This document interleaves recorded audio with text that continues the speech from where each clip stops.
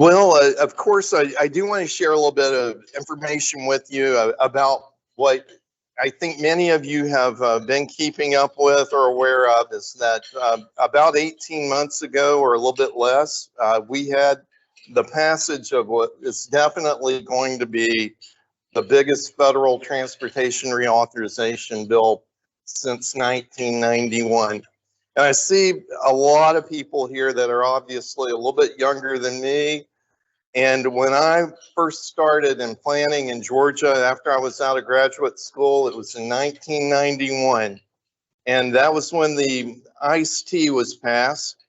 And I just think about how exciting opportunities you all that are in the profession right now, that are getting started or establishing your career, that you're going to be able to see from this new transportation bill, which many of you know that have heard it referred to as bipartisan infrastructure law.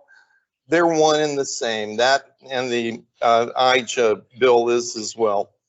The key takeaway from this slide is that it's not just transportation that was funded through the IIJA bill. It includes everything from broadband to energy programs. And this is undoubtedly going to have a major historic impact on the amount of funding not only coming into Georgia and around the country, but also the different types of projects that are going to be funded from that. And if any, I know some of these slides are going to be hard to read. I do have my contact info at the end of this, and if you would like to get copies of the slides, just shoot me an email and I'll be happy to share those. So one of the items that I wanted to make sure to point out is, like, I know many of you are with local governments or work for local governments or the state DOT, is that how big of an item that this is and what makes it historic is that for the first time, as part of federal transportation reauthorization, they opened up at the federal level funding directly to local governments. Before this transportation bill, the funding basically in the metro Atlanta region flowed through either the Georgia DOT or either the Atlanta Regional Commission. We were both or sub-allocated or allocated funding. And that was basically the only option for Federal Highway Administration funds. Federal Transit Administration funds flow directly to operators. And so this is a huge, huge deal, especially for a lot of the local governments that have not really had access to funding levels like this directly through their federal partners. Now, one of the big items that we want to make sure that within the Atlanta region that we do is ensure coordination among the local governments, because as part of our regional planning area, which is all our parts of 20 counties and over 100 cities, ultimately we want them to be cooperating, working together, submitting joint applications, because ultimately we've been told by the federal government that that level of coordination is going to be what's required to succeed moving forward in getting federal funding. So I know that when I first started work at ARC as a planner, what we did was primarily related to the planning and project funding for roads, intersections, transit, and sidewalks. And we mostly looked at congestion and safety and accessibility as part of our project funding recommendations. Well, as part of the Infrastructure Investment and Jobs Act, they have added and really refocused the federal aid program for transportation. As you can see illustrated, I did want to walk through just a couple of items here. The first item, and this is now a federal imperative, is to look at workforce development as part of project implementation.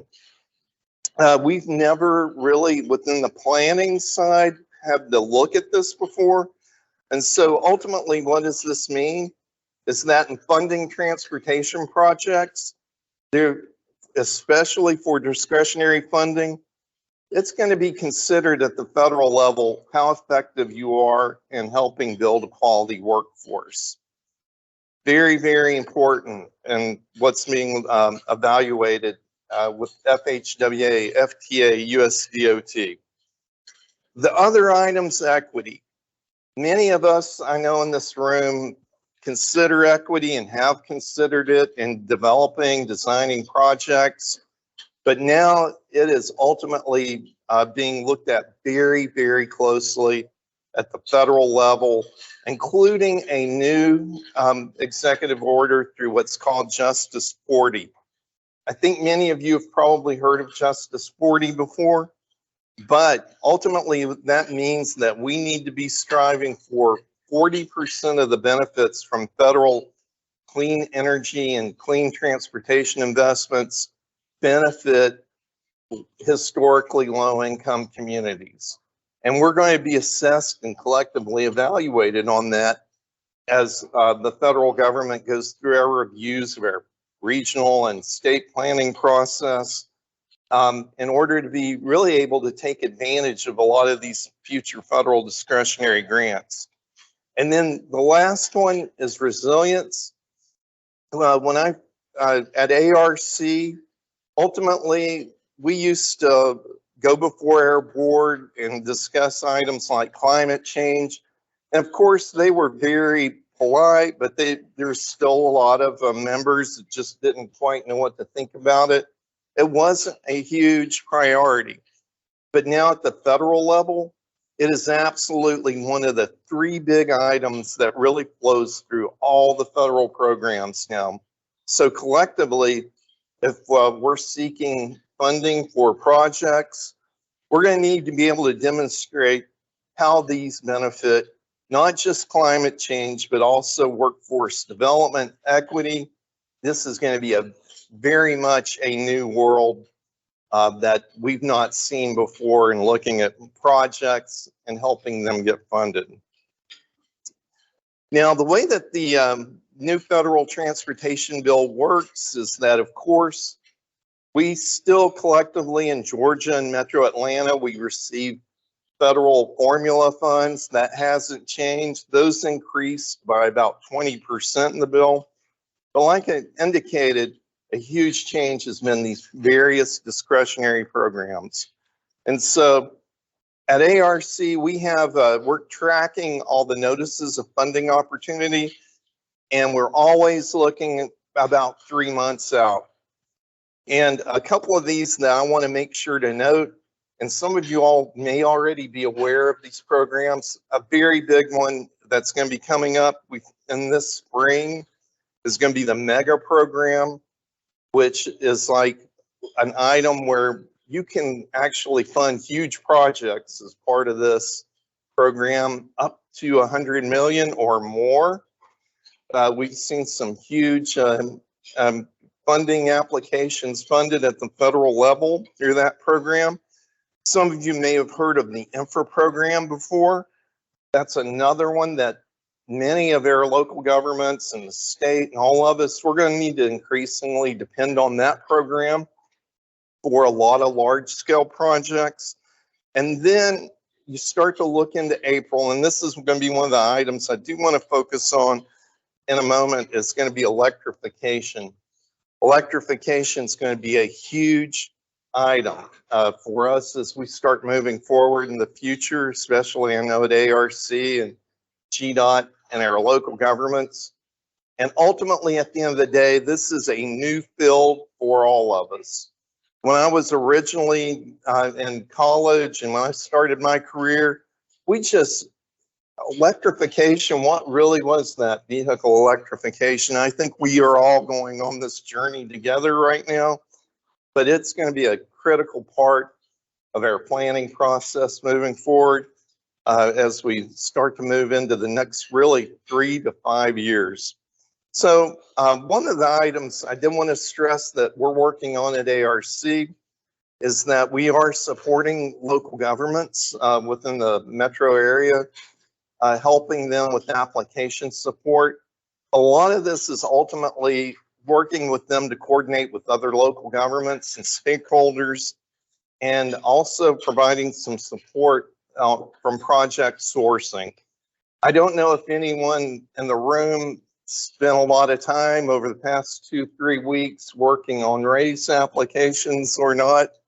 I see a head nod or two around, but this is like, we ultimately, I think at ARC, we were tracking about 15 applications that were going in just from the Atlanta region. And so it's a tremendous opportunity for us, but it's ultimately all of us that's going to require really working together so that we ultimately don't submit projects that we know or have no chance of being competitive in Washington. So I didn't want to, I don't know if many of you saw the news last week, but one of the programs I did want to share with you today was the Reconnecting Communities program. I think some of you may be aware of this program. It's ultimately the source of it. And actually, Senator Warnock and Senator Ossoff, I think they both had an interest in this program and helping it get established in the transportation bill. But ultimately, it ties back to those three main federal objectives. So I think this is a good one to focus in on, including on climate, connectivity, and equity. And they made the funding announcement. I do believe it was on the 28th. And this is an illustration of the map of really all the projects funded around the country. And this, I think, gives a good overview of the challenge ahead. The short story is like the federal government had $185 million allocated around the country. And they ended up getting $2 billion almost in funding requests. They had it like less than 200 million and they received, I think it was about 1.9 billion in requests. They funded either planning studies or capital projects of about 45, and they received in almost 400 projects. So you can see how competitive it is nationally to receive funding. And the reason I wanted to bring this up is because we discussed this at ARC at the MPO with the staff and elected officials, is that we have to be very strategic in Metro Atlanta and Georgia because it is extremely competitive nationally. We were fortunate in Metro Atlanta. We did get 2 planning studies funded for the Stitch over the downtown connector, a planning study in Atlanta, as well as in the city of Roswell. Received a project planning study as well. But one of the items that we want to help focus on, at least for us in Metro Atlanta, and also we should in Georgia, is ultimately what are the federal partners looking for? And you can see a list of 6 examples we just looked at that, and these are really more so the implementation grants for capital, is that ultimately they are looking in Washington to help really go back in and address problems, connectivity issues that were created back in the heyday of the interstate system construction back in the 50s and 60s. And so one of the things we were very disappointed about, but it is the federal direction, is that we know of communities that have transportation projects that have been built like in the 70s or 80s. They may not be on an interstate, but we need to go back in and retrofit because the community's changed, it's grown. And so, but ultimately it is what it is. And we need to make sure that we're all working very smart because there is a tremendous amount of funding out there. One of the things that's happening at the federal level is that they're establishing a Reconnecting Communities Institute that we're very excited to see. And I know many of you that are traffic engineers and such that you know how many times you may be working on a project and the community saying like, we can't cross this road or we can't get across this bridge. So it's a huge issue about where we can find ultimately low cost improvements and solutions for these corridors. Now, this is one map that I do want to make sure that you all are aware of, because I think that it's going to be driving a lot of our work, especially when we pursue discretionary program funding moving forward. And it's this concept of historically disadvantaged communities. Basically, they look at areas that have been below the poverty level over a period of 20 years. And you can see at least in the metro Atlanta area, the areas in yellow are the ones that are designated as persistent poverty. And if you look at North Fulton and really the north side of the region, you may not be able to see it on the screen, but there's one little yellow dot in Roswell, and that's where they've received the project funding for the study there. So us considering historically disadvantaged communities is going to be, in some cases, a make or break criteria for some of the federal discretionary programs. Not all, but some of these.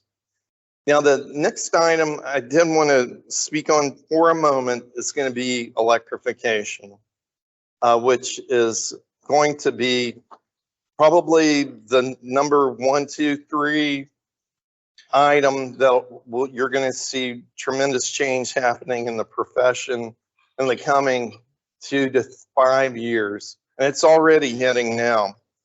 And if there's one group that I know that many of you may not be aware of, but if you're not now, you will want to learn about them, and it's going to be the Joint Office of Energy and Transportation at the US DOT and the Department of Energy. That's really going to drive a lot of the future electrification efforts around the country.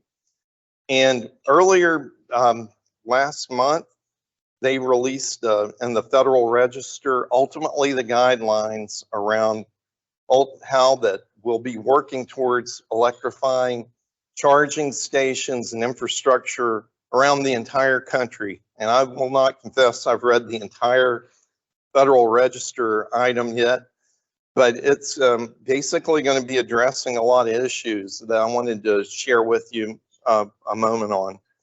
First of all, one of the items is going to be like, of course, enhancing charging resiliency, as they call it.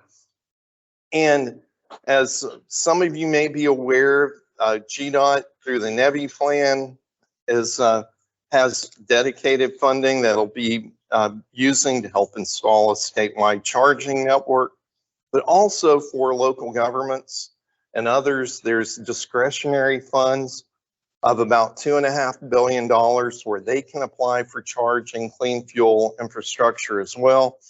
And one of the key things that they want us collectively to focus on is like, what do we do during disruptive events? Excuse me. And that could be things such as like severe weather, power outages and such, because over time, we are going to be seeing the implementation of electric vehicles probably getting ahead of the charging infrastructure around the state, country, the Atlanta region. And so having reliable charging infrastructure in place is going to be absolutely essential, because some people, like for instance, if you live in an apartment, you may or may not have access to charging infrastructure at your apartment, your townhouse. So that's going to be very critical. And as the continued sales of electric vehicles increase as part of the market share, some of the research we've seen indicate like it could be as high as 35% of new vehicles being sold in 2030 to 2035 could end up being electric. It's going to take a little bit of time for the infrastructure to get put in place. Another area that they're very interested in, and how am I doing on time? I'm just give me the, okay. Another item, of course, is going to be equity. Same theme all the way through. And specifically how that we provide charging infrastructure to really areas of persistent poverty, disadvantaged communities. And so this is an item that ultimately is in order for us collectively to access those $2.5 billion in funds, we're going to have to seriously address, excuse me.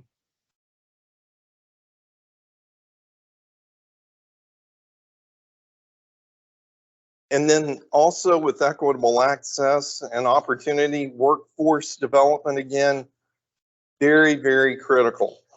Now, as you can see, once again, like these federal priorities are being woven through every federal program: workforce development, equity, climate, and it's going to be that way moving forward, all the way through the discretionary grant program going through USDOT. And then finally, and this is an item we have staff at ARC that are looking at, is that ultimately, how do we ensure that we have like really safe and reliable charging infrastructure in the region? And in order to do that, you have to have testing standards. And this is also included in part of this Federal Register notice through the joint office, that any of you that are working in engineering, I think it's pretty important, and I'm sure you're going to end up touching electrification in some way moving forward as time goes by. I won't dwell on this one because I did want to start to share just a little bit of information with you about some of the resources that we have at ARC, because of course, just speaking with you a little bit about what's going on with the Infrastructure Investment and Jobs Act, I know that you can't know everything. We don't know everything at ARC either. But one of the things that we are working very hard on is going to be sharing information, getting it out to the profession, also local governments and others. And so we do have a dedicated website that we populate really every Monday on new NOFOs or notices of funding opportunity that are being released. And I'm going to bring that up just for a moment. Let me get to the internet for a moment.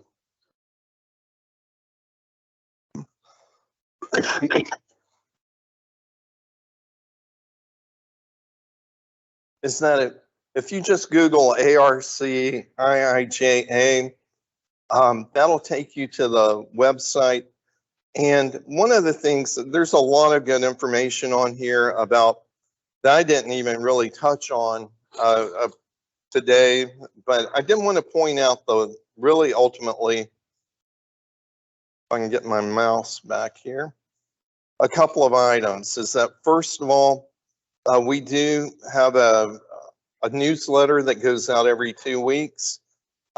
You can actually enter your email in here, and where this is handy is that you can scan all the new projects or new funding opportunities that have been released. And David Haynes on our team, I know some of you all know David, he spends a lot of time keeping this up. And there is a place here that you can enter in your email.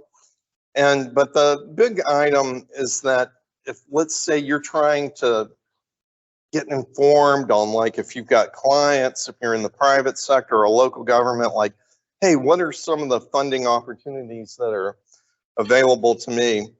I'm going to make this just a little bit bigger, is that we have a comprehensive database of all the programs that are out there, and includes everything from the descriptions to the funding amount.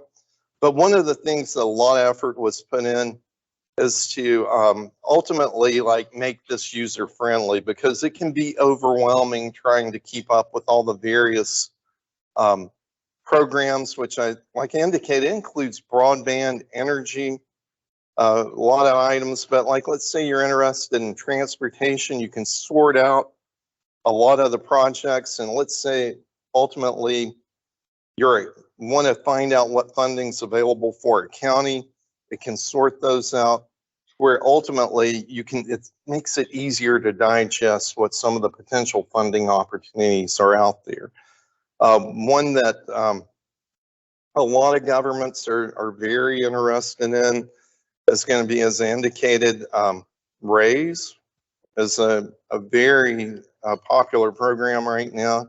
You can do a search on that, and ultimately that will take you directly to the federal website.